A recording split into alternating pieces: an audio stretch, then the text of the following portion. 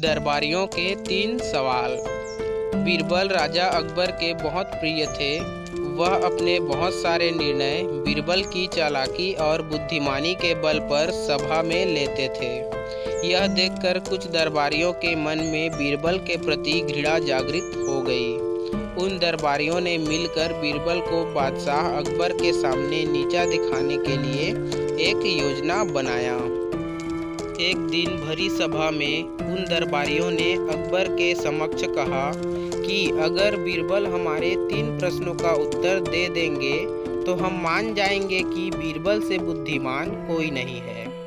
बीरबल की बुद्धि की परीक्षा लेने के लिए बादशाह अकबर हमेशा तैयार खड़े रहते थे। यह बात सुनते ही राजा अकबर ने हाँ कर दिया।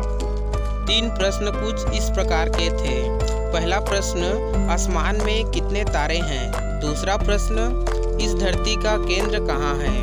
और तीसरा प्रश्न, इस पृथ्वी में कितने पुरुष और महिला हैं? यह सुनते ही अकबर ने तुरंत बीरबल से कहा, अगर तुम इन प्रश्नों के उत्तर नहीं दे पाओगे तो तुम्हें अपने मुख्यमंत्री के पद को त्यागना पड़ेगा। पहले प्रश्न के उत्तर के लिए बीरबल एक घने बालों वाले भेड़ को पकड़ लाए और कहने लगे कि जितने बाल इस भेड़ के शरीर में हैं, उतने ही तारे आसमान में हैं। अगर मेरे दरबारी मित्र इस भेड़ के सभी बाल गिनना चाहें तो गिन सकते हैं। दूसरे प्रश्न के उत्तर के लिए बीरबल जमीन पर कुछ रेखाएं खींचने लगे और कुछ देर बाद उन्होंने एक लोहे की छड़ को गाड़ दिया और कहा, यह है धरती का केंद्र बिंदु।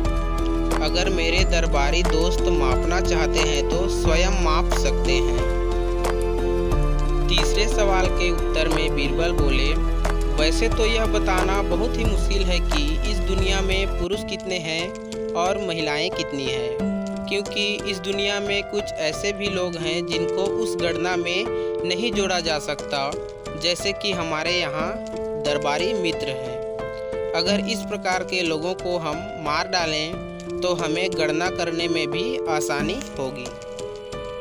यह सुनते ही सभी दरबारियों ने सर नीचे कर लिया और कहा, बीरबल तुमसे चालाक और बुद्धिमान कोई नहीं है। शिक्षा। सफलता प्राप्त करने का कोई न कोई रास्ता जरूर होता है, बस अपनी बातों पर दृढ़ संकल्प रखना जरूरी है। दोस्तों, अगर आपको कहानी पसंद आई है तो वीडियो को लाइक ज़रूर कीजिए और अगर चैनल पर नए हो तो ऐसे ही नए नए मज़ेदार कहानियाँ सुनने के लिए हमारे YouTube चैनल को सब्सक्राइब कीजिए। दोस्तों, मिलते हैं अगली वीडियो में नई मज़ेदार कहानी के साथ। तब तक के लिए दीजिए मुझे इजाज़त। जय हिंद।